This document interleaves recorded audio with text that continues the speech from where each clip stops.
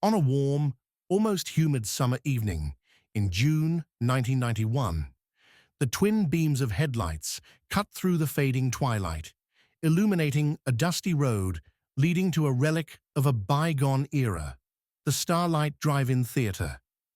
Two friends, 18-year-old Sarah Jenkins and 19-year-old David Miller, were making their way to catch the late show. They were the embodiment of youthful exuberance, their laughter echoing through David's beat-up, sky-blue 1986 Ford Escort. Sarah, with her bright, inquisitive eyes and a penchant for adventure, was recounting a hilarious incident from her summer job, while David, ever the calm and steady presence, navigated the familiar turns with an easy smile. The Starlight was a local institution, a place where generations had shared popcorn and whispered secrets under the vast, inky sky. For Sarah and David, it was simply another Friday night, a ritual of freedom and friendship before the looming responsibilities of adulthood truly set in. They had planned to meet a few other friends there, grab some greasy hot dogs from the concession stand, and lose themselves in the silver screen's flickering embrace. Neither of them could have known that this seemingly ordinary evening would be their last. The hours passed, and the double feature concluded. As the last credits rolled and car engines sputtered to life, a quiet unease began to settle over their waiting friends. Sarah and David were nowhere to be found. Their car, the distinctive sky blue Escort, was also missing from its usual spot in the sprawling lot.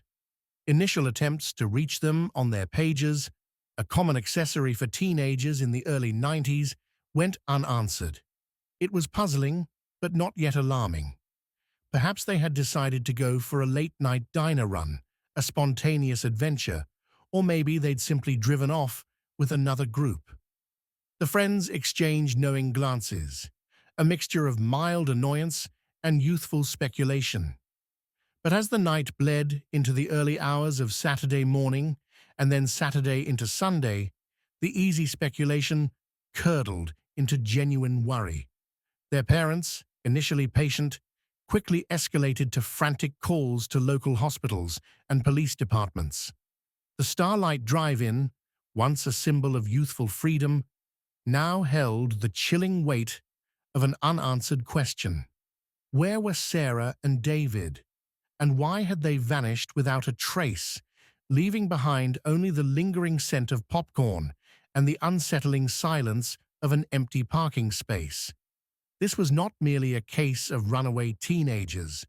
This was something far darker, a disappearance that would haunt a community for 15 agonizing years, a mystery that would defy every conventional explanation, until a chance discovery at the bottom of a murky lake shattered all preconceived notions and unearthed a truth more horrifying than anyone could have imagined.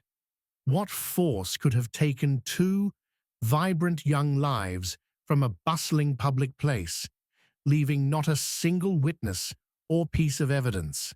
The vastness of the American landscape often conceals its deepest secrets, but sometimes those secrets are not buried in the wilderness, but submerged beneath the calm, reflective surface of a quiet lake, waiting for the opportune moment to reveal their grim testimony. This was just the beginning of a story that would unravel with painstaking slowness, each piece of the puzzle more unsettling than the last, leading to an almost unbelievable conclusion that proved reality can be far stranger and far more terrifying than fiction. The immediate aftermath of Sarah and David's disappearance was a whirlwind of frantic activity, yet it yielded nothing substantial. Local law enforcement, spearheaded by Detective Harding, a man with tired eyes and a relentless spirit, began the painstaking process of piecing together their last known movements. Every friend, every acquaintance, every family member was interviewed, their testimonies carefully recorded, cross-referenced, and re-examined. The theory of a runaway seemed increasingly unlikely. Sarah and David were both responsible, well-liked, and had plans for their futures. Sarah was due to start college in the fall, and David had just secured an apprenticeship. Neither had a history of rebellious behavior or troubled relationships that would suggest a sudden, unplanned departure.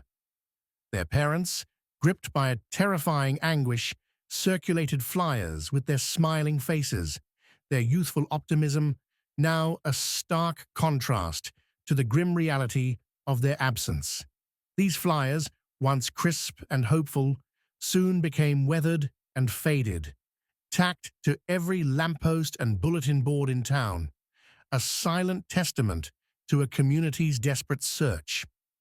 The Starlight Drive-In became a focal point. Investigators meticulously scoured the sprawling property, hoping to find a discarded item, a tire track, anything that might offer a clue.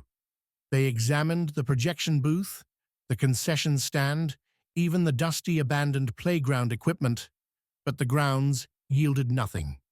It was as if Sarah and David's distinct blue Escort had simply evaporated into the humid summer air. The vastness of the open-air cinema, designed for escapism, had become a void of information. Without a crime scene, without witnesses, and without any demands, the police were left with a baffling void. The lake bordering the drive-in, Lake Serenity, a deceptively tranquil body of water often frequented by local teenagers for late-night swims, was dragged multiple times. Sonar equipment probed its depths, searching for the submerged silhouette of a vehicle, but the searches came up empty. Divers reported nothing but murky water and discarded tires. It was an exercise in futility, a desperate attempt to find an answer where there seemed to be none. As weeks turned into months, the initial flurry of police activity dwindled, replaced by the grim, quiet persistence of a cold case. Detective Harding refused to give up, periodically revisiting the families, re-interviewing old contacts, and reviewing the same files over and over, hoping a new detail, a forgotten word, might suddenly jump out at him. The community, once united in its search, slowly began to whisper, to speculate. Had they been victims of a random act of violence? Had they fallen prey to some unknown predator who vanished as cleanly as they did? The lack of any evidence allowed fears and rumors to fester, turning the once innocent Starlight Drive-In into a place associated with unease and unanswered questions. The families, however, never lost hope. They held vigils, organized their own search parties, and kept the story alive in local media, refusing to let Sarah and David become just another set of missing persons statistics. They clung to the hope that one day, a phone call, a chance encounter, or a new piece of technology would finally pierce through the impenetrable wall of silence that had surrounded their loved ones for far too long. The silence, however, would persist for an agonizing 15 years, a testament to the brutal efficiency of an unknown perpetrator and the cruel indifference of time, which slowly erodes memory but never truly extinguishes hope. The narrative of Sarah and David became a cautionary tale, a local legend whispered around campfires, a stark reminder of the fragile line between everyday life and inexplicable tragedy. 15 years later, the summer of 2006 unfolded with its own brand of heat and languor. The Starlight Drive-In had long since closed, its giant screen a tattered canvas against the sky, its dusty lot overgrown with weeds. Lake Serenity, however, remained a popular spot, particularly for local diving enthusiasts. Among them was a group known as the Depth Seekers, hobbyists equipped with advanced sonar and underwater cameras, often spending their weekends exploring the lake's more obscure nooks and crannies. They were searching not for missing persons, but for discarded historical artifacts, old bottles, or perhaps even a sunken boat from a bygone era. It was a seemingly ordinary Saturday when the sonar equipment on one of their boats registered an anomaly. A large rectangular object, unlike any natural formation or known wreckage, rested on the lake bed in an unusually deep section, far from the areas previously searched by law enforcement. The depth was significant, nearly 70 feet, and the visibility was poor, making identification difficult. Intrigued, the divers prepared for a descent. As they carefully navigated the murky depths, their powerful dive lights cut through the gloom, revealing a sight that immediately sent a shiver down their spines. It wasn't a natural rock, nor was it an old boat. It was a large industrial-grade shipping container, the kind used for international freight, lying perfectly horizontal on the lake bed. Its presence was utterly inexplicable. Why would such an object be at the bottom of a recreational lake? And more disturbingly, why was it here, in a spot no one had thought to search? A sense of foreboding settled over the diving team. They photographed the container, noting its size and the heavy chains that appeared to be securing its massive doors. The chains seemed robust, designed to keep something or someone trapped inside. The implications were immediately unsettling.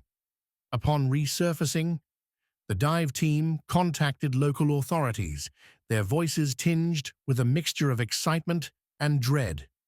Detective Harding, now a seasoned veteran with graying temples, received the call. The name Lake Serenity immediately triggered a cascade of memories, a cold ache of a case he had never truly let go of.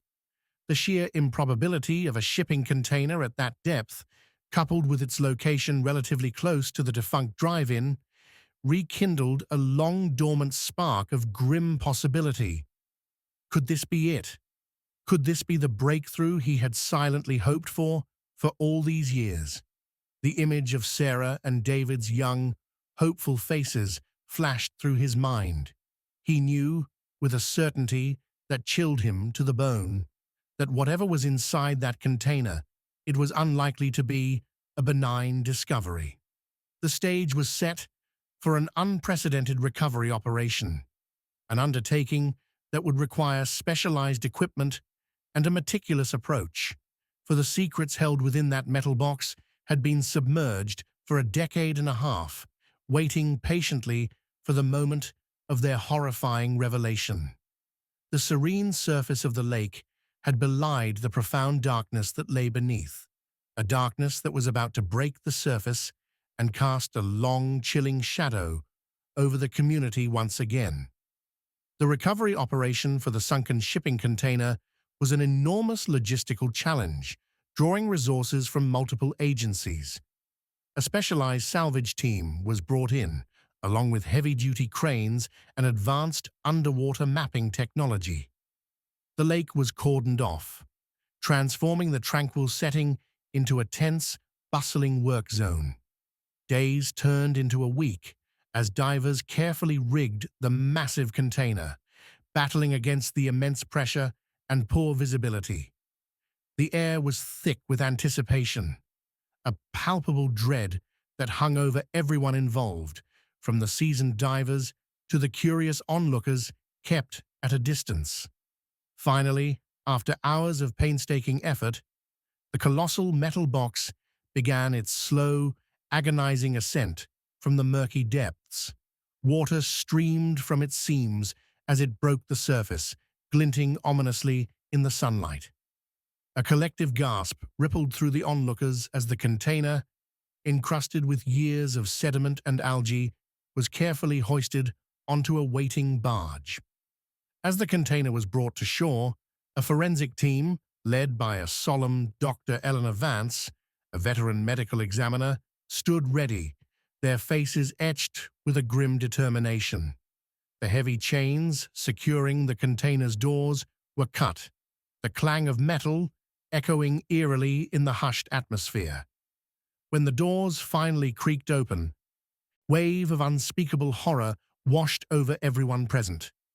Inside, suspended in a macabre tableau, was David Miller's sky-blue 1986 Ford Escort. The vehicle was in an advanced state of decay, its paint faded, its tires deflated, and its interior a grim testament to its prolonged submersion. And inside the car, still buckled into their seats, were the skeletal remains of Sarah Jenkins and David Miller. The scene was utterly devastating, a shocking confirmation of the fears that had haunted their families for 15 years. Sarah's small, heart-shaped pendant, a gift from her grandmother, lay on the dashboard, a poignant symbol of a life abruptly cut short. David's favorite baseball cap, sodden and discolored, was still on the passenger seat floor. The sheer brutality of their discovery, trapped inside their car, inside a container, at the bottom of a lake, was almost too much to bear. Dr. Vance and her team meticulously processed the scene, carefully documenting every detail. The car was a veritable time capsule of their final moments. There was no sign of forced entry on the car itself, and the windows were rolled up. The container, however, told a different story. Close examination revealed a small, almost imperceptible hole drilled into its side, leading to an external valve. This immediately suggested a sinister purpose. This was not an accidental drowning or a tragic car accident. This was a deliberate act, a calculated and horrifying method of disposal. The implications sent a chill through Detective Harding. Someone had gone to extraordinary lengths to ensure these two teenagers and their vehicle disappeared without a trace, sealing them in an iron tomb at the bottom of a lake. The initial forensic findings confirmed what their eyes already told them. The cause of death for both Sarah and David was drowning, but not in the lake itself. They had drowned inside the sealed container, as water slowly, inevitably, seeped in through the drilled hole. The oxygen inside would have slowly depleted, replaced by the encroaching water, transforming their final moments into an unimaginable struggle against an inescapable fate. The revelation shattered the long-held assumption of a random roadside abduction or a tragic accident. This was premeditated, cold-blooded murder, executed with chilling precision. The mystery had finally found its grotesque answer, but in doing so, it unleashed a new, even more terrifying question. Who was capable of such an act, and why? The investigation, now a murder case of the highest order, was far from over. The real horror had only just begun to surface. The discovery of Sarah and David's remains, and the manner of their deaths, ignited a furious new chapter in the investigation. Detective Harding, alongside Dr. Vance, now had tangible evidence, a crime scene, albeit one that had been underwater for 15 years. The first crucial piece of the puzzle lay within the container itself. The small, precisely drilled hole and the accompanying valve indicated a sophisticated, premeditated plan. This wasn't the work of an impulsive killer. This was the methodical act of someone who understood the logistics of sinking a large object and ensuring its contents remained hidden. Forensic analysis of the valve revealed a specific type of industrial-grade fitting, rare enough to narrow down potential sources. It suggested a perpetrator with access to specialized equipment or knowledge of hydraulic systems. Furthermore, the sheer weight of the container, coupled with the car inside, meant it couldn't have been moved or sunk by a single individual. This pointed strongly towards multiple perpetrators or someone with access to heavy machinery and a secluded launching point. The investigation turned its attention to the area around the launch site, where the container was likely pushed into the lake. While 15 years of erosion and vegetation growth had altered the landscape, painstaking archaeological and forensic techniques were employed. Investigators used ground-penetrating radar to search for disturbed earth, and divers once again scoured the lakebed near the shore. Miraculously, a few crucial items were recovered. A rusted, heavy-duty chain, different from those used to secure the container doors, was found partially buried in the muddy bank, consistent with chains that might have been used to drag or push the container into the water. More significantly, embedded in the mud near the chain was a single, peculiar artifact, a rusty, hand-forged arrowhead, unlike anything typically found in the area. Its distinct shape and primitive craftsmanship immediately raised questions.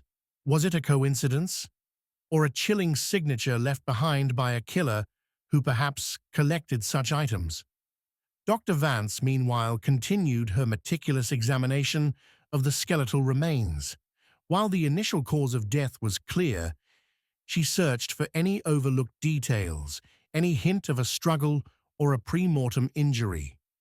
The advanced state of decomposition made this challenging, but her expertise was unparalleled. She noted minor fractures on Sarah's phalanges, consistent with grasping or impact, perhaps a desperate struggle against her confines. David's remains showed a slight cranial indentation, not necessarily fatal, but suggesting a blunt force trauma that might have incapacitated him before he was sealed inside the car. These details, though minor, began to paint a picture of coercion, of a struggle that took place before the car was submerged.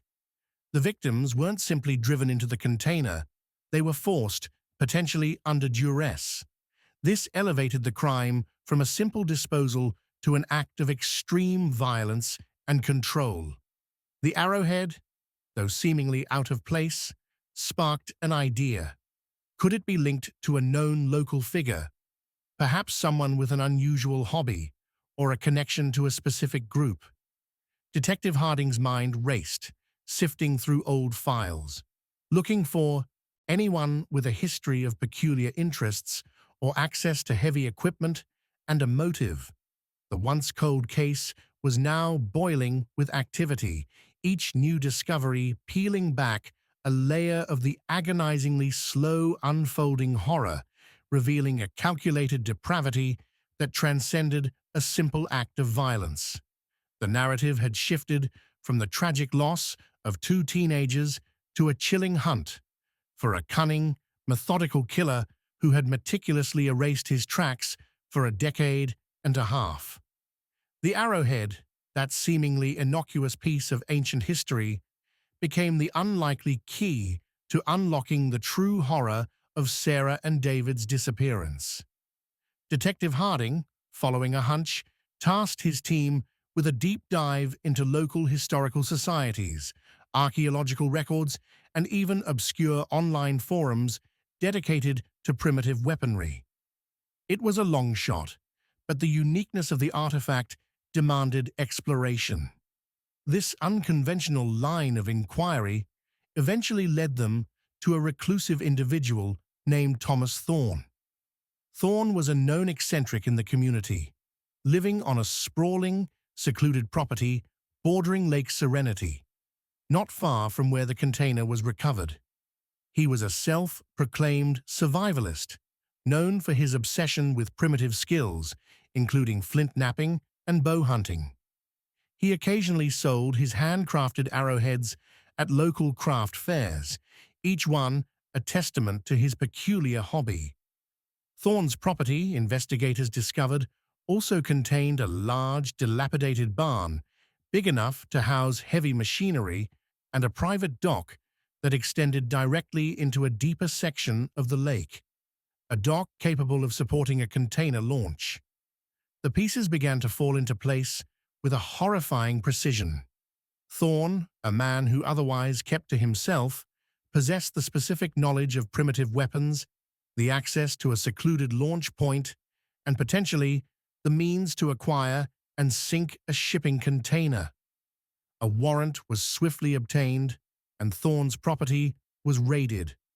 What investigators found inside his barn was a chilling revelation. Among his collection of survival gear and primitive tools, they discovered a small, meticulously organized workshop. There, on a dusty workbench, lay a set of industrial-grade fittings, identical to the valve found on the sunken container. Beside them, a specialized drill bit, matching the precise diameter of the hole drilled into the container, and a half-finished, hand-forged arrowhead, bearing the exact characteristics of the one found at the lake's edge. But the most damning evidence was a meticulously kept journal, filled with disturbing entries. Thorne, it turned out, was a frustrated artist, a man who believed true art could only be found in moments of extreme emotional duress. He wrote extensively about his masterpiece, a living diorama designed to capture the raw terror of confinement and slow demise.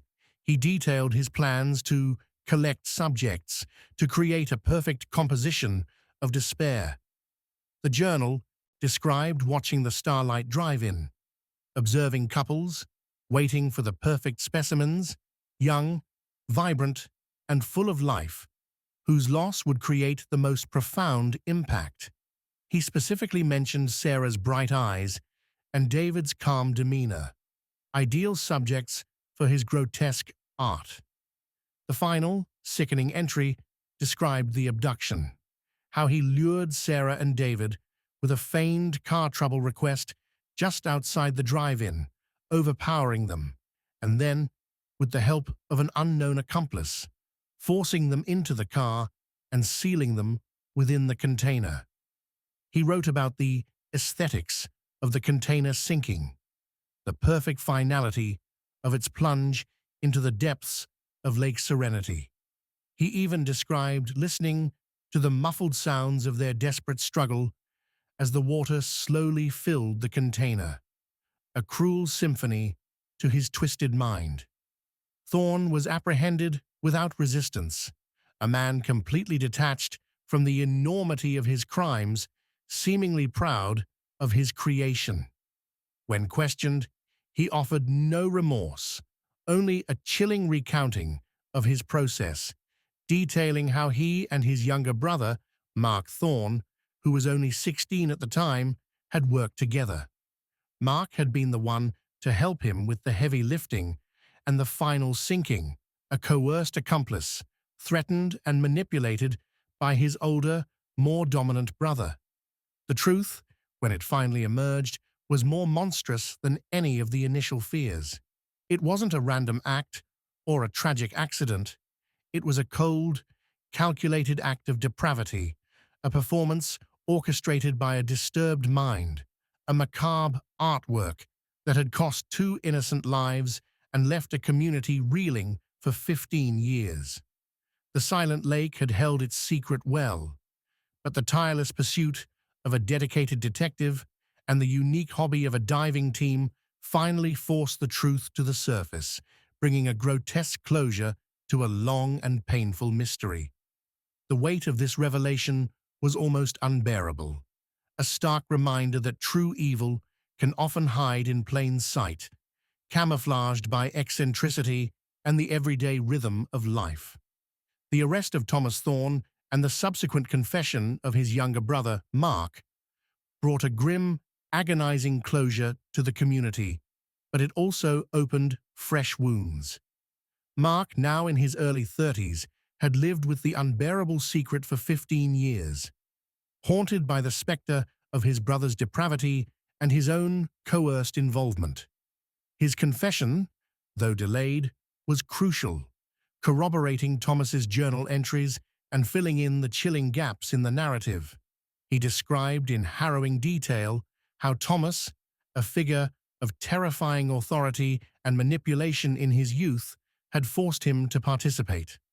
Mark recounted the abduction, the terrified pleas of Sarah and David, and the sheer terror of helping his older brother seal them inside the container, knowing full well what their fate would be. He spoke of the sleepless nights, the constant fear of discovery, and the profound guilt that had corroded his soul for a decade and a half. Mark, who ultimately received a reduced sentence due to his age at the time of the crime and his eventual cooperation, offered the families a modicum of understanding, if not solace, for the unimaginable suffering their children endured. Thomas Thorne, devoid of any empathy, stood trial, presenting no defense beyond a delusional justification of his art. His meticulous journal, the forensic evidence, and Mark's testimony painted an unassailable picture of premeditated murder. The details of the container's design, the precise timing of the abduction after the drive-in closed, but before all cars had left, and the careful selection of his victims all spoke to a chilling level of planning and malice. The community watched, horrified, as the full extent of his cruelty was laid bare.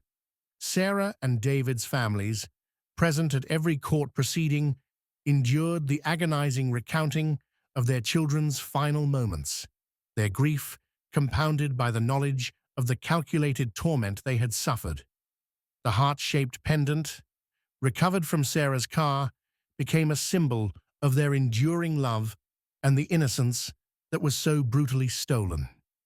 Thomas Thorne was convicted on 2 counts of first-degree murder and sentenced to life imprisonment without the possibility of parole.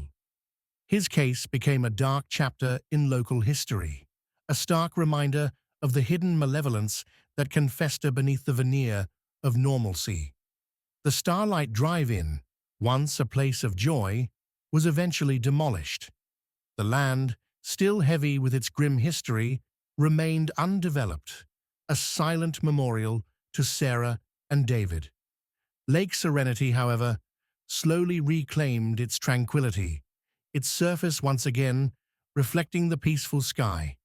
But for those who knew the story, its depths would forever hold the chilling memory of the iron tomb it once concealed.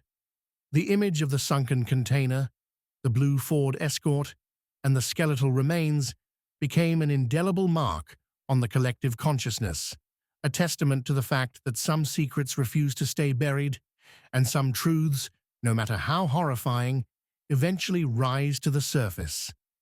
The legacy of Sarah and David became more than just a tragic tale. It became a testament to the relentless pursuit of justice, the unwavering hope of families, and the eerie power of a silent lake to eventually reveal its darkest secrets. Their story, a harrowing journey through 15 years of unanswered questions, ultimately served as a chilling reminder of the monsters that walk among us and the profound impact of their calculated malevolence.